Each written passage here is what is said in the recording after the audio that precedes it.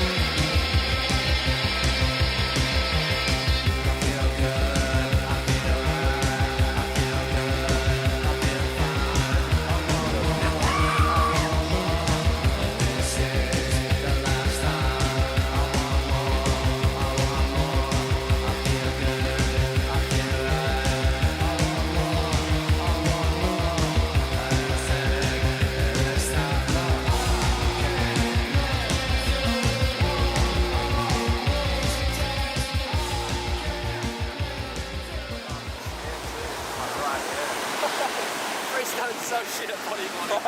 That's smoking a joint up. Yeah.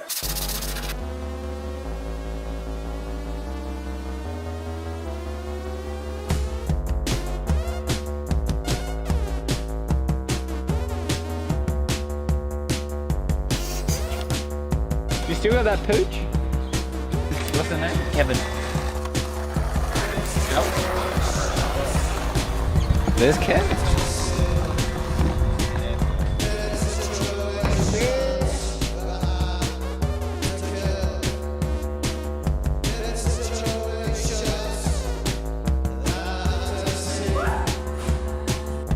Oh yeah! Fuck right!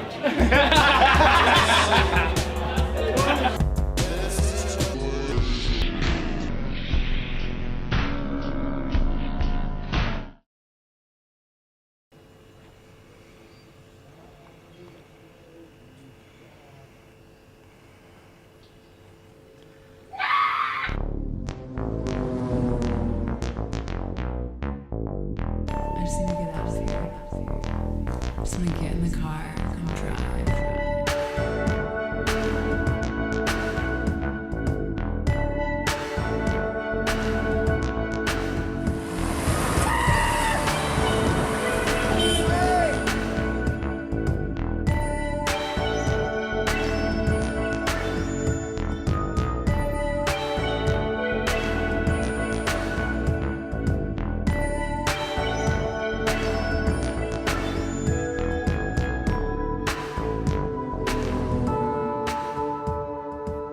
I'm sick of this.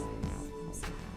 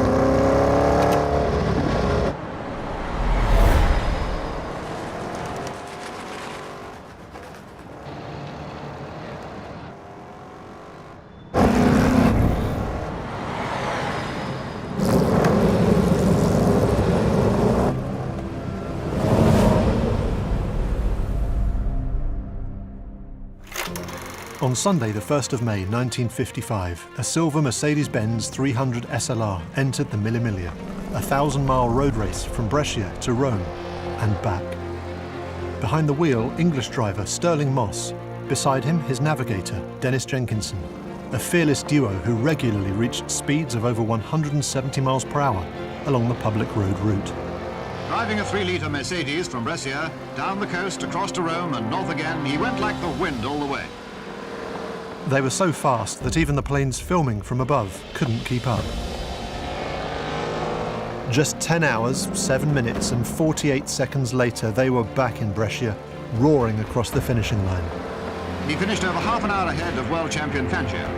The first Briton to win this race, Moss had scored a supreme triumph. This record-breaking time has never been beaten, and Stirling remains the only British driver to ever win this iconic race. I think my best race certainly was the Mille Miglia. I mean, the only guarantee we had was the finest car ever built. I mean, the 300 SLR is probably the greatest sports car ever built by anybody, any time. To drive for Mercedes was fantastic.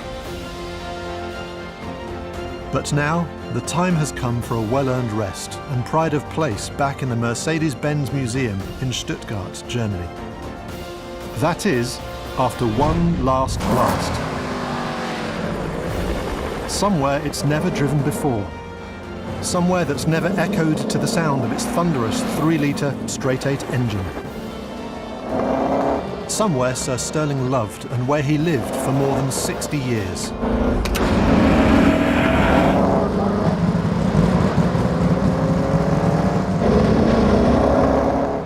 It was here, in London, where Stirling Moss's 1955 Mille Miglia journey actually began, when he set off for Italy at the wheel of another Mercedes-Benz, the beautiful 300 SL Coupe. The Gullwing. His Gullwing. That Gullwing. And of course, there can be only one place and time where this journey finishes. At the Moss family home, and at the time the SLR started its record run in 1955. The time that gave the car its famous race number. 7:22 in the morning. 7:22. I race because I love racing. As a sport, it was something very special. I can't think of any life that's better than being a professional racing driver. And the original 300 SLR was probably the finest sports car ever built. Quite incredible. I mean, it really was a most wonderful machine to drive.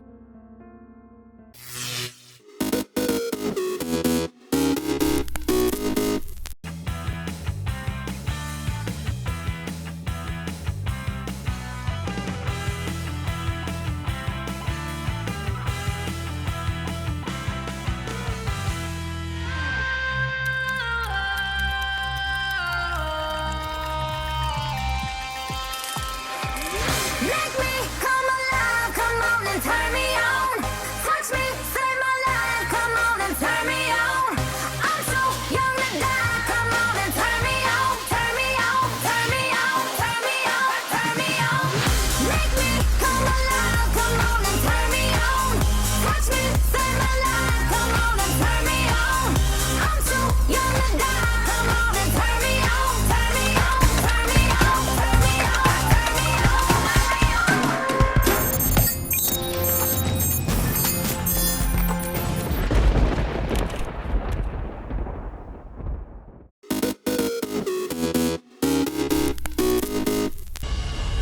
The first competitive action of the 2017-18 edition was the Alicante Import Race, which saw Mafre send out an early warning to the rest of the fleet as they confirmed themselves as a race favourite, convincingly winning on home turf. The road to the start wasn't as smooth for Dutch entry T-Max and Abel. Just days before the start of leg 1, skipper Simeon Team Point was replaced, prompting a court case in the Netherlands that reinstated him just in time. 5 seconds to go. Leg 1 was a short sprint through the Strait of Gibraltar to Lisbon. Vestas 11th Hour Racing held on to a small lead to take the win over Mafre and Dongfeng race team. An intriguing start to the offshore action.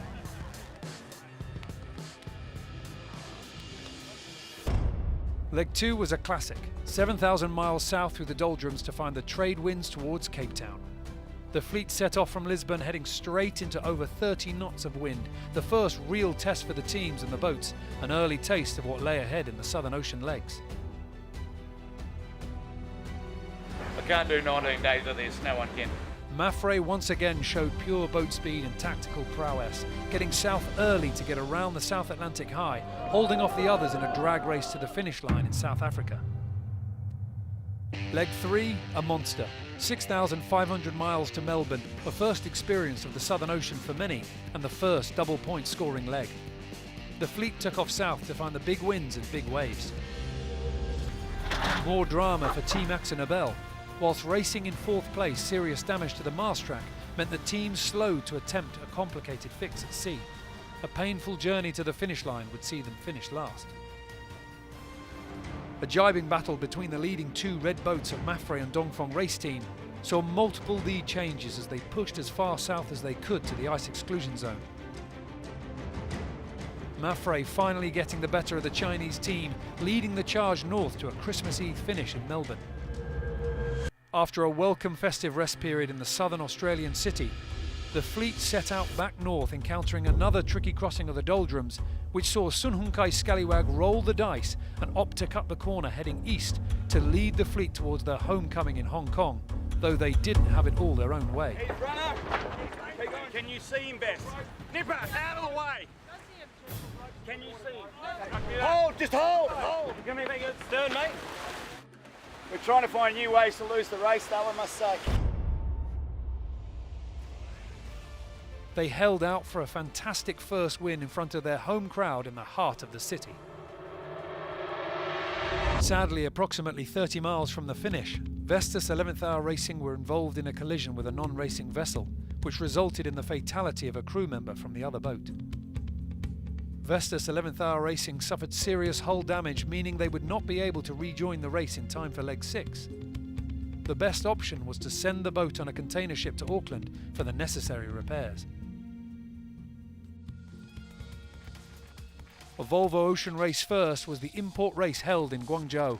Thousands of Chinese fans came to see their local heroes on board Dongfeng race team, but it wasn't to be their day as they snagged a mark at the start of the race, leaving them in last place.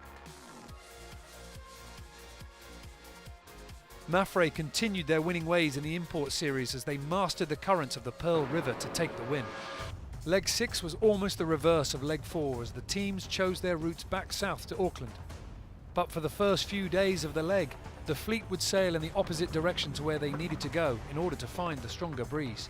I think Auckland is over there, and we're going, I don't know why, but KP must have a really good reason that we're going there.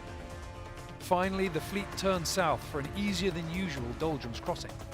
Team Axonabel were the first through the light winds and took a slim lead over Sun Hun Kai Scallywag that they managed to hold on to all the way to the finish in Auckland to become the fourth boat to win a leg in this edition of the race. David Witt, Sun Hun Kai Scallywag were hot on their heels, finishing on the podium for a second consecutive leg. Leg 7 posed a significant challenge, 7,600 miles through the fiercest ocean on the planet. The sailors knew that this leg would not be easy. This is the kind of leg where you can lose so much, a lot of stress, and it's going to be tough. Within days, the fleet were battling 40-knot winds, huge swells and freezing temperatures. With the fleet constantly jibing along the southern ice limits within the furious 50s, Team Brunel squeezed into the lead. The technical situation right now, it's I think about 1,500 miles to go to the Horn. We're in the lead, so that's the good news. We've been going very nicely the last couple of days. On March 25th, everything changed for David Witt's Sun Hun Kai Scallywag. At approximately 1300 UTC, race control in Alicante was informed of a serious situation. British sailor John Fisher had been swept overboard in 35 knots of wind and a difficult sea state. The team conducted an exhaustive search for several hours in extremely challenging conditions, but were unable to recover their teammate. With the weather forecast due to deteriorate further, they retired from the racing to head for landfall in Chile. The news sent shockwaves throughout the fleet. It affected us all quite emotionally. We were very close to Scallywag as a team. Say that our thoughts are with the Scallywag crew and all John's family. Fish as an individual had been a huge supporter of what we were doing and had really made an effort to integrate with the team and talk to all the all the members. We want to give some strength to the guys on board Scallywag, the whole team, of course, onshore. But personally, I know, unfortunately, how difficult it is. And you know, he always gave me some words of encouragement. And I hope to see them safely on shore very, very soon. As Sun Hun Kai Scallywag headed for Chile, the other 6 teams were racing through extreme weather conditions. Mafre was suffering as they attempted to fix damage to their mast track from earlier in the leg. But then, as they approached Cape Horn, the Spanish team's mainsail split into 2 pieces. This forced them to stop in the lee of Cape Horn, make repairs, and nurse their boat into Itajaí. Vestas 11th Hour Racing rounded Cape Horn in second behind Team Brunel. The next day, disaster struck as their mast came down in the lumpy seas of the South Atlantic. Is everybody in a safe place back there? The team made their way to the Falkland Islands where they salvaged a jury rig, which they would use in a race against time to make the start of their next leg in Brazil. Team Brunel held fast, with Dongfeng Race Team snapping at their heels to claim their first victory after a disappointing first 6 legs of the race. Although victory was bittersweet for skipper Bauer Becking. Yes, it has been an epic leg. Thank you very much for the congratulations. But I think we're a little sad in our heart, very sad in our heart. We know why. John Fisher's loss sits very deep with us. But of course, sport-wise, we sailed a very nice leg, so we're confident with that. As the rest of the fleet were finishing the leg in Itajaí, Sun Hun Kai Scallywag had made the tough decision to keep participating in the race in John's The best thing we can do in John's memory is get on the job, get on with it on Sunday. You know, if he was standing behind me right now, he'd be telling me to harden up. Don't be soft and get on with it, and that's what we're going to do on Sunday. Leg 8, a push back into the Northern Hemisphere. On paper, a simple reach all the way to Newport, Rhode Island, but it would prove anything but. For the first few days, upwind conditions demanded strategic risk-taking, and it was D. Kafari's turn the tide on plastic that made the best of it, leading the fleet around the corner of Brazil with another equator crossing on the horizon. Everybody's ready to jump in front of the others. As the breeze shut down off the coast of Newport and with thick fog engulfing the boats, Mafre crept past Team Brunel just metres from the line. Delight for Xavi Fernandez's team, disappointment and frustration for Bauer Becking.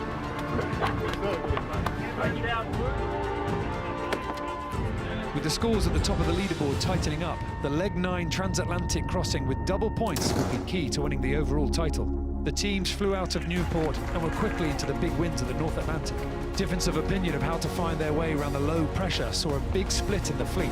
However, when the 7 boats converged, they found themselves reaching along in record-breaking conditions. Pretty good at that angle. 5 of the teams broke the Volvo 65 24-hour distance record. However, it was Team Axonobel who went one step further in setting a new outright Volvo Ocean Race record. 602.54 miles were covered by Simeon Team Point and crew, an impressive feat in the one design class. I would have bet the house you couldn't do 600 in one of these boats. While Team Axonobel were writing themselves in the history books, it was the other Dutch team that were victorious, taking the maximum 14 points at the finish line in Cardiff. Bauer Becking and his team were on the charge towards the top of the leaderboard. You know, you have good moments, you have bad moments. But I think right now, the team is in a really good fashion. I think as well, you can start dreaming about things sometimes. You can start thinking about this is actually really possible. But I think that the really good thing is we're feeling all good, and we actually think we can win this thing. After a light and fickle start to leg 10, and with multiple lead changes, the fleet passed the top of Scotland and found themselves once more in tough conditions, blasting across the North Sea in 30+ knots of breeze. Do you promise me these are the last days of water, getting water in our faces? It's been a tough old race for having plenty of water over the deck and lots of wind. I guess we'll try and enjoy the last of it and be glad when it's over. Only a stellar performance from Team Brunel would see them with the chance of the overall win in The Hague. And incredibly, they cruised past first Dongfeng Race Team and then Mafre. The once invincible reaching speeds of the Spanish boat had been overcome. Finishing in the Swedish city of Gothenburg once more on the top step of the podium meant 3 teams were now tied at the top of the leaderboard on 65 points. Over 44,000 miles of racing completed, and it was all to come down to the last 900-mile sprint to the ultimate destination, The Hague. The order the top 3 would finish their leg would be the order they stand on the final podium. The final leg was to include a rounding of a waypoint in the city of Aarhus. Dongfeng Race Team were first around with Mafre in hot pursuit. A special moment for Danish flag Vestas 11th Hour Racing, rounding in third to the cheers of the home crowd. The real challenge for the final leg will be the decision of which way through the traffic separation zones to take. Either stay offshore playing the shifts or hug the coast of the Netherlands in the hope of better breeze. Dongfeng race team were the first to lay their cards on the table, bearing away and heading towards the coastal option. But Team Brunel and then Mafre opted to stay offshore. The Chinese boat knew that in the short term they would lose miles to their opponents, whilst Team Brunel and Mafre were also concerned that Dongfeng race team would have the favourable conditions in the final miles of the leg. An agonising final night, not just for the three teams, but also for their fans, as over 9 months of racing would boil down to the final nerve-wracking miles. Until just 6 miles out, no one knew who would prevail and emerge victorious. The final mark of the race saw Dongfeng race team pass first, just 3 miles ahead of Mafre, and with a huge flotilla of boats surrounding them, they crossed the final Inmarsat finish line with emotions running high. Charles Cordrelia realising his dream and etching the name of Dongfeng race team on the trophy after skippering his team to victory in the 2017-18 Volvo Ocean Race.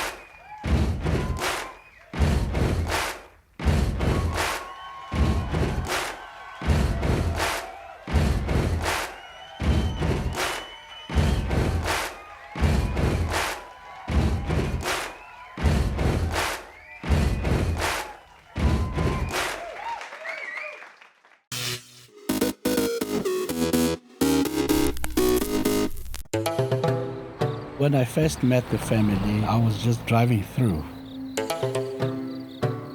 Then I came across this painted house. I went in and our relationship started. I really feel good about the fact that people, under all odds, have decided to remain who they are. It is important that you keep your traditions because your children must know where they're coming from. And that has made me have more respect for the people in the rural areas than the people in the city. They have enriched me. It is a privilege to have known the Demanda family, for I would not have had the insight that I have today.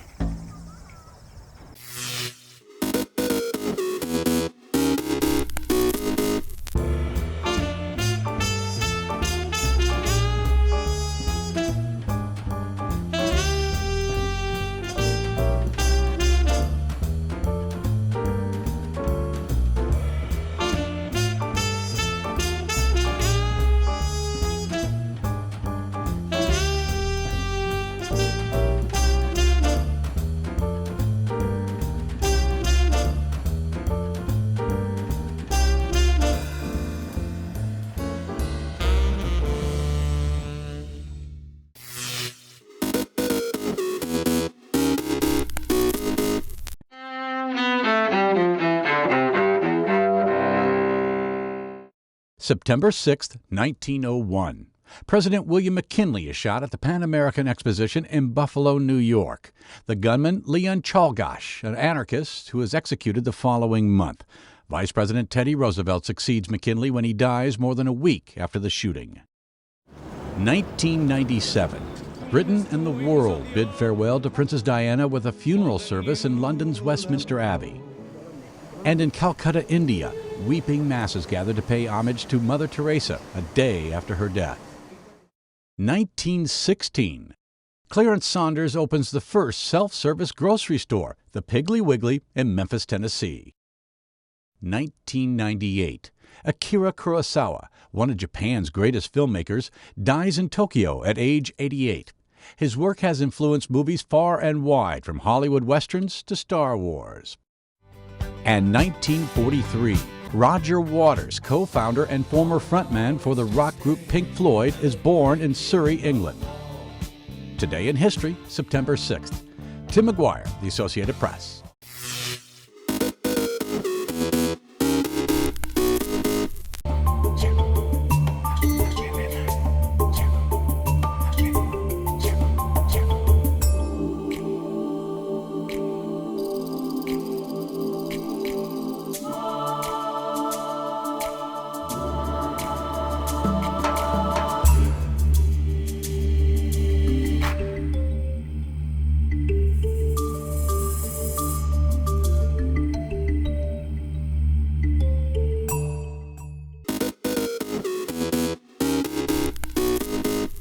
Welcome back in our studio, and in today's news,